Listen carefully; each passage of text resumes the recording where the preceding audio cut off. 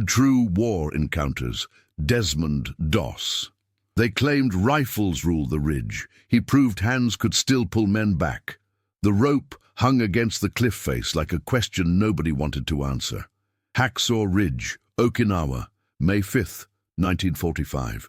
The 77th Infantry Division had taken the plateau that morning in a brutal push that cost 43 men before noon. Now, as afternoon shadows stretched across the shattered coral and red mud, the ridge belonged to whoever could hold it through nightfall, which increasingly meant it belonged to nobody. Private First Class Desmond Doss crouched near the cargo net rigging at the cliff's edge, watching stretcher-bearers stumble down with another wounded man. His hands, raw, bleeding in 3 places, wrapped in strips torn from an undershirt, gripped the coral lip as he peered up toward the smoke drifting across the Okinawa plateau. Somewhere up there, beyond the broken tree stumps and collapsed bunkers, men were still calling for help. The lieutenant, a replacement officer named Hartwell, who'd arrived just 4 days ago, stood nearby with a field telephone pressed to his ear. His face had that tight, colorless look of someone trying to process orders that made no tactical sense. "We're pulling everyone off," he said, lowering the phone. "Consolidate below. Regroup at 0600 tomorrow."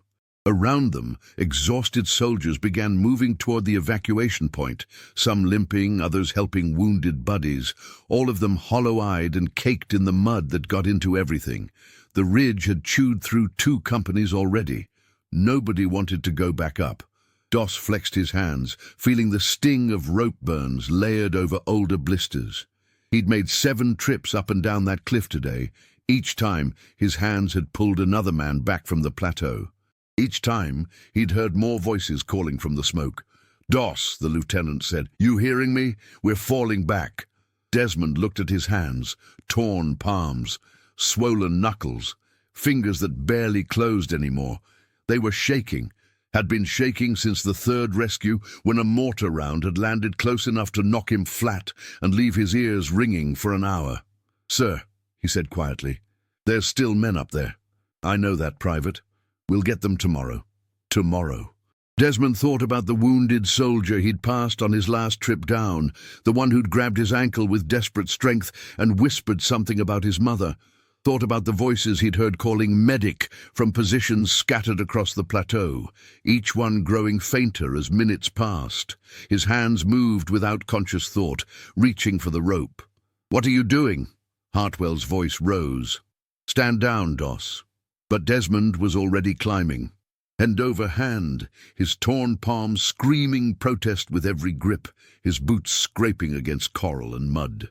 Behind him he heard someone say, "Jesus Christ, the medic's going back up."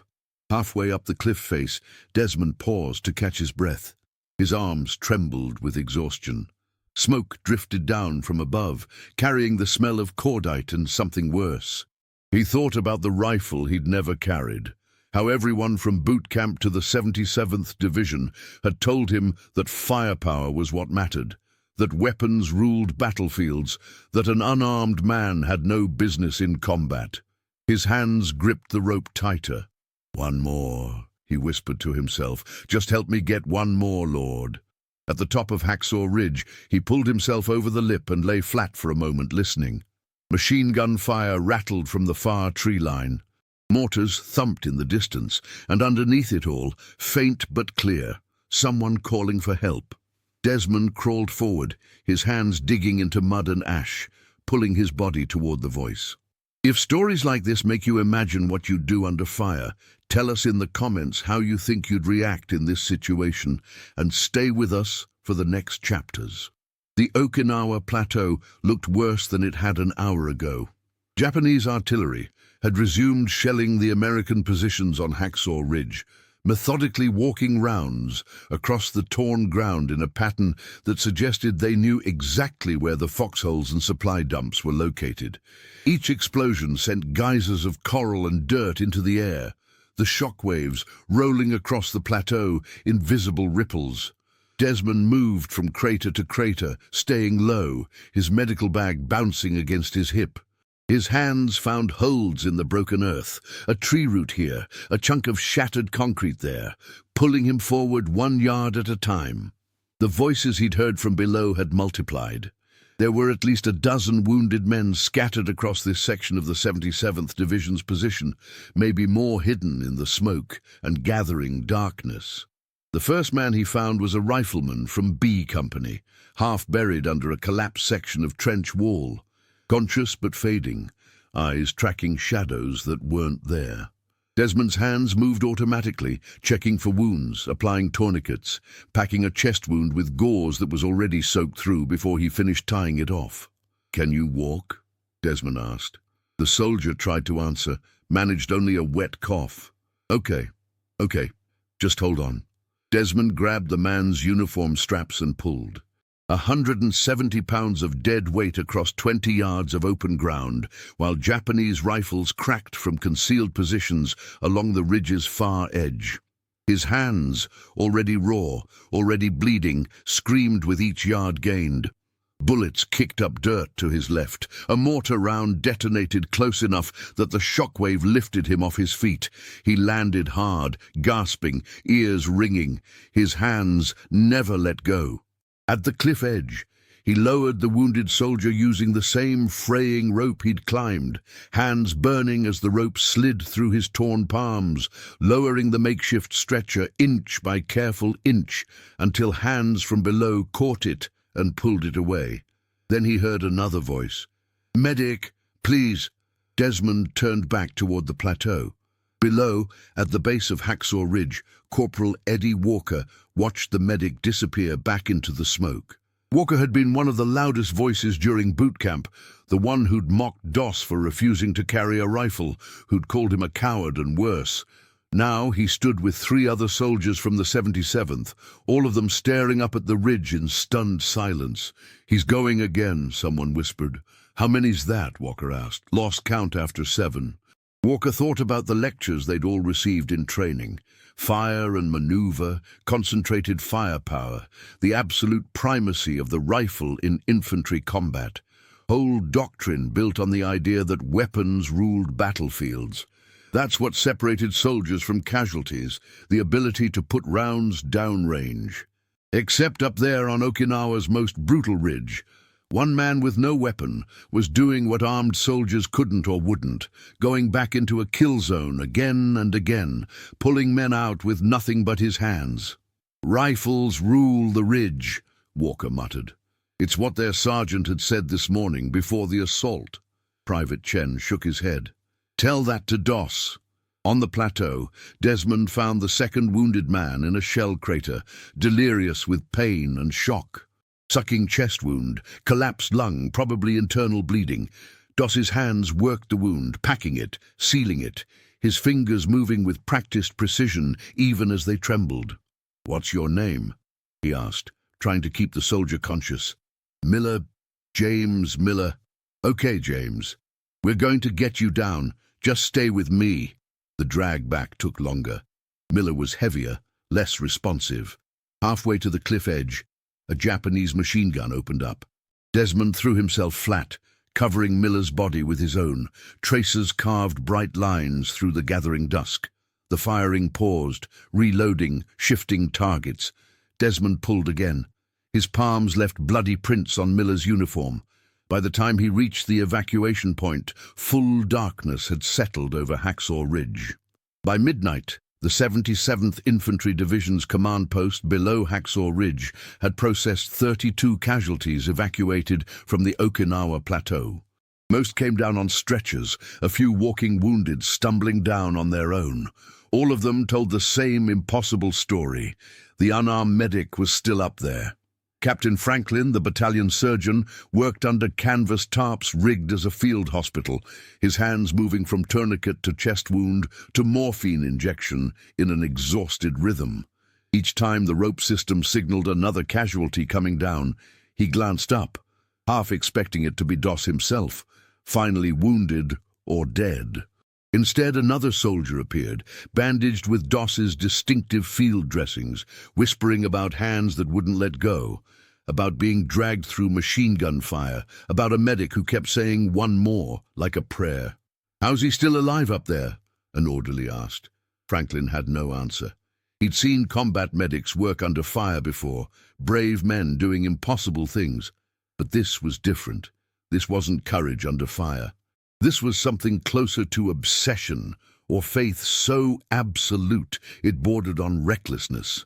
Or maybe, Franklin thought, it was just what happened when someone genuinely couldn't live with himself if he stopped trying. On the ridge, Desmond had lost track of how many men he'd pulled back. His mind had narrowed to a simple loop.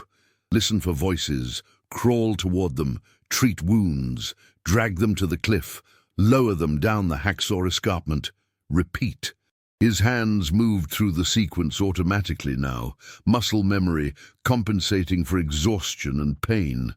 The rope had become an extension of his body. He knew its length, its fraying spots, exactly how much weight it could bear. His hands read it like braille in the darkness, finding the strong sections, avoiding the weak. "Doss!" Lieutenant Hartwell called from below. "That's an order, Private." Desmond didn't answer. 20 yards ahead, someone was calling for help. He crawled forward across the Okinawa coral. This rescue was different. The wounded soldier, couldn't have been more than 19, had taken shrapnel across both legs and his left arm. Too much blood loss, going into shock. Desmond's hands worked fast. Tourniquets on both legs, pressure bandage on the arm, morphine that might or might not help. "My squad," the kid whispered. "They left me. They thought you were dead," Desmond said gently.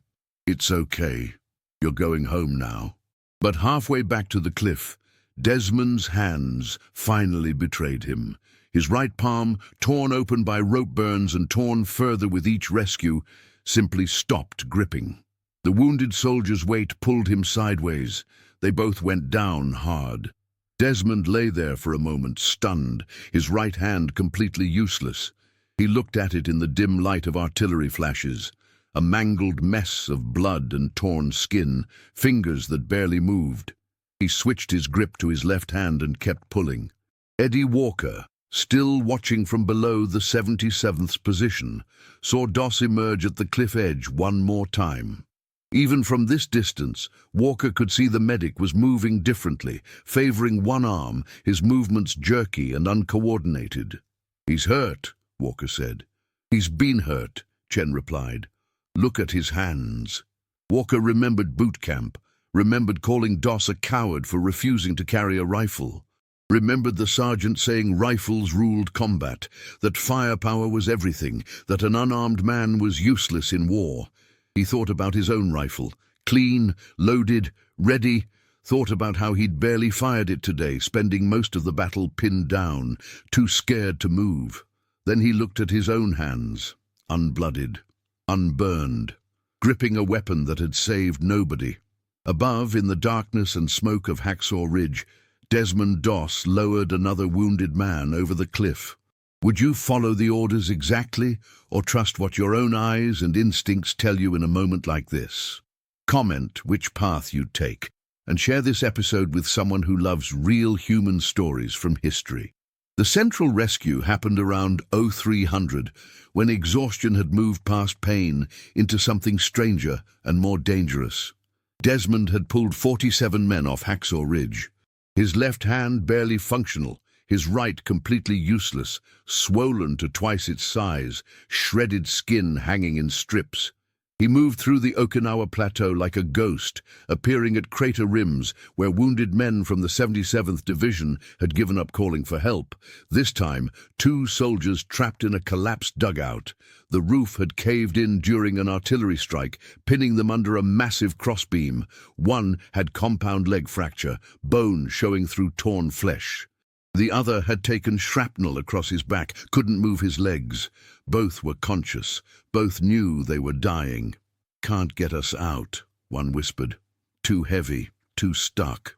Desmond's left hand explored the beam, testing weight and angles. He couldn't lift it alone. Couldn't drag 2 men simultaneously. The tactical mathematics were impossible. He started digging with his left hand. The Okinawa coral and soil under the beam was loose, churned by shelling. 20 minutes of digging, his hand becoming a claw, fingernails tearing, palm bleeding fresh onto old wounds. But the gap grew. He pulled the first soldier through the narrow space. The man screamed as bone grated against rock. When Desmond got him clear, he had to stop and vomit from exhaustion. Then he went back for the second man, heavier, less responsive. Halfway through extraction, the beam shifted. Desmond felt it move, heard the warning creak. If it came down now, both would be trapped. His left hand pulled harder. He got the soldier clear just as the entire dugout collapsed behind them, filling the space with debris. Now, the impossible part, getting two critically wounded men 70 yards to Hacksaw's cliff edge with one functioning hand. Desmond fashioned a makeshift harness from bandage straps and uniform belts, linking both soldiers together. He put the harness strap in his teeth and crawled. Pulling with his left hand, dragging with his legs, the strap cutting into his jaw, while two men's combined weight fought him for every inch across the 77th's shattered position. Machine gun fire tracked him across open ground. Mortars bracketed his path. He ignored everything except the next yard, the next handhold, the next pull. 45 minutes to cover 70 yards. At the cliff edge, the rope's pulley system was damaged by shrapnel. Lowering two men would require someone below handling weight, while Desmond managed the rope from above, with his left hand. "I need help," he shouted down. "Two men! Need someone on the line!" Eddie Walker heard him, looked at Chen, looked at his rifle. Then Walker climbed the rope. At the top of Hacksaw Ridge, he found Desmond barely conscious, swaying on his knees, left hand gripping rope through pure will. Right hand a grotesque ruin, face grey with shock and blood loss. "Jesus, Doss! Help me lower them." Together they worked the rope, Walker handling weight below, Desmond guiding from above with his left hand. Both sweating, straining, first stretcher down, second stretcher down. Walker expected Doss to finally descend. Instead, Desmond turned back toward the Okinawa plateau. "No," Walker said. "You're done. Look at your hands." Desmond looked. His left hand barely recognizable as human, torn flesh, exposed tendon, fingers locked in permanent half-curl from rope burns and exhaustion. Right hand worse. "There's more men up there," Desmond said. Walker grabbed his shoulder. "You've done enough. I can still hear them." Walker realized it was true. Across the plateau, faint and desperate, voices from the 77th still called for help. Calls that would go unanswered if Doss stopped now. "Then I'm staying with you," Walker said. So they went back together, the rifleman and the medic. For the next hour, Walker's hands did what Doss's could no longer do, lifting, dragging, lowering wounded men over Hacksaw's cliff. But it was Doss who led them to each casualty, who whispered reassurance in the darkness, who refused to stop. The after-action report, filed 3 days later, compressed that night into 4 sentences. PFC Desmond T.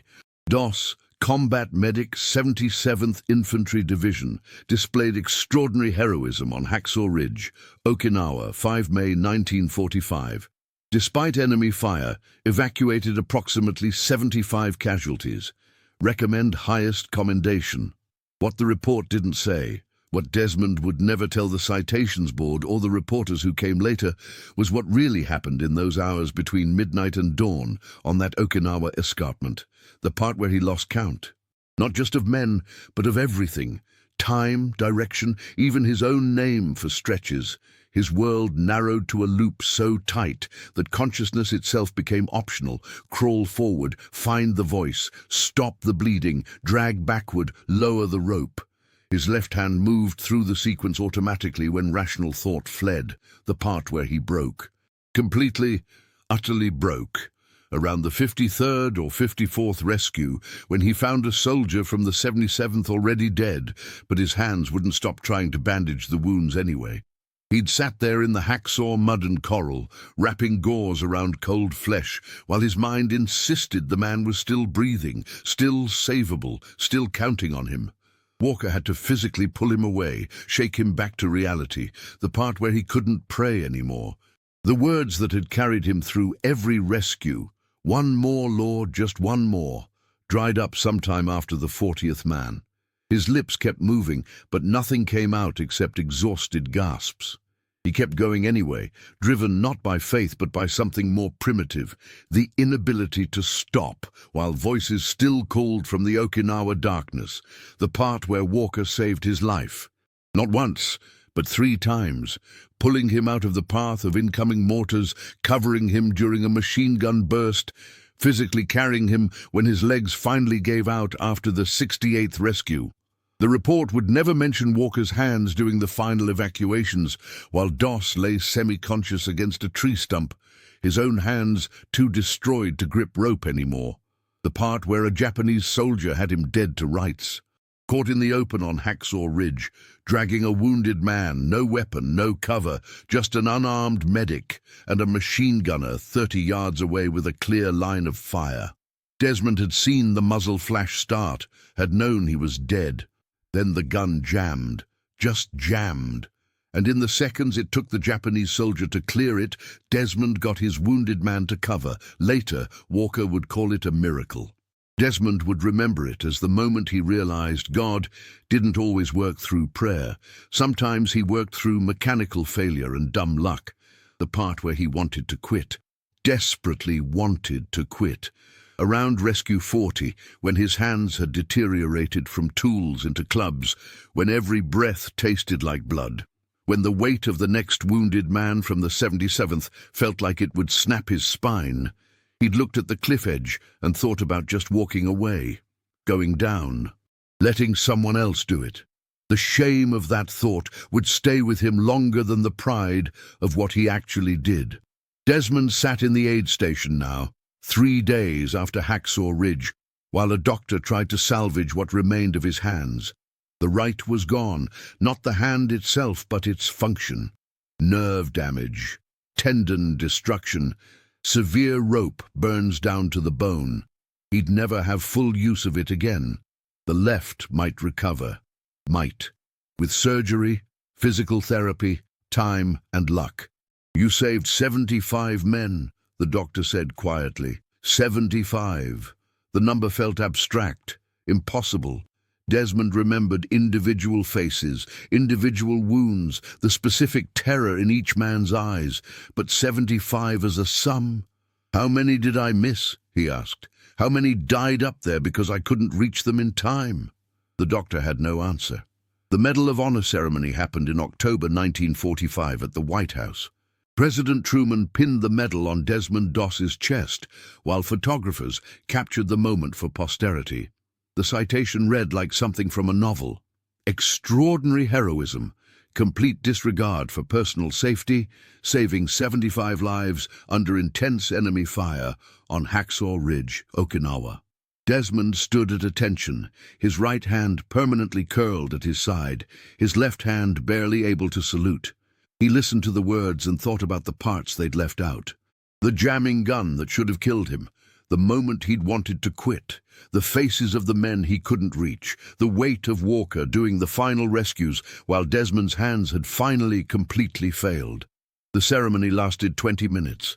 The memory of that night on Hacksaw Ridge with the 77th Infantry Division would last until the day he died.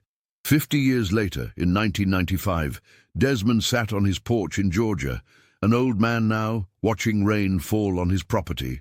His hands rested in his lap, the right still curled, the left scarred and stiff but functional enough. He'd learned to live with them, to adapt, to accept what they could and couldn't do anymore. A historian had visited that morning, asking questions for a documentary about Okinawa.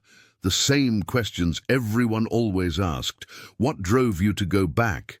How did you find the strength? What were you thinking during those hours on the ridge? Desmond had given the same answers he always gave. About faith, about duty, about hearing men call for help and being unable to ignore those calls. Clean answers that satisfied the historians and documentary makers, that fit the legend of the unarmed medic who saved 75 men through miraculous courage. What he didn't tell them, what he'd never told anyone except Walker, in letters they'd exchanged over the decades, was simpler and harder than the legend. He hadn't felt brave on that ridge.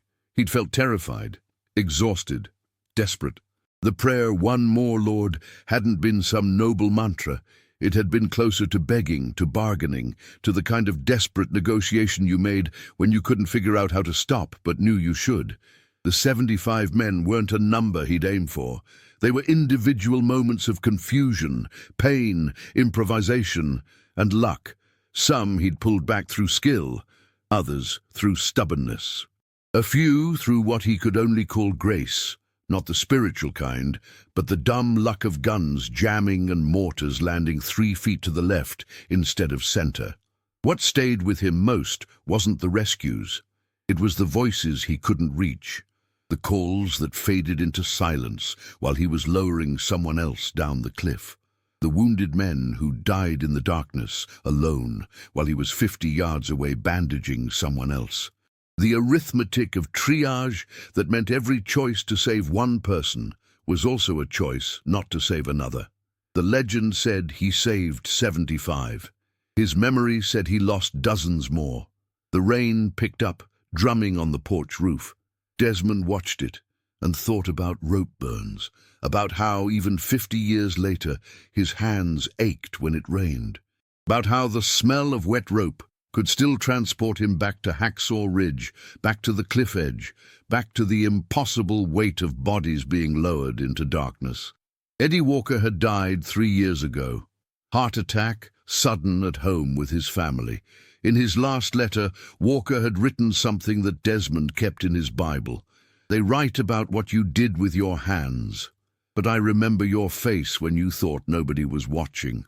That's the real story. Not the 75 we got down, but the weight of every single one you pulled back, still carrying them, I bet. Inside the house, Desmond's wife called that dinner was ready. He stood slowly, his body still strong at 76, but carrying decades of old injuries. His hands ached as he pushed off the chair. He looked at them one last time, these hands that had rewritten the rules on Hacksaw Ridge, Okinawa, in May 1945. That had proven you didn't need a rifle to make a difference.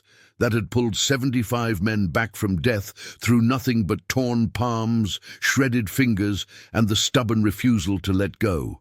They were just hands, scarred, ruined, aching hands. But they'd been enough. Desmond Doss walked inside, carrying his memories like he'd carried wounded men 50 years ago, carefully, heavily, with the knowledge that some weights never got lighter, no matter how much time passed. The legend said rifles ruled the ridge. His hands had proven otherwise, and that truth, simple, painful, permanent, was what he'd carry until the day he died. If this story reminded you that behind every medal there's a human being carrying memories we'll never fully see, subscribe to the channel. Tell us which country you watch from, and invite someone to revisit history with us in the next story.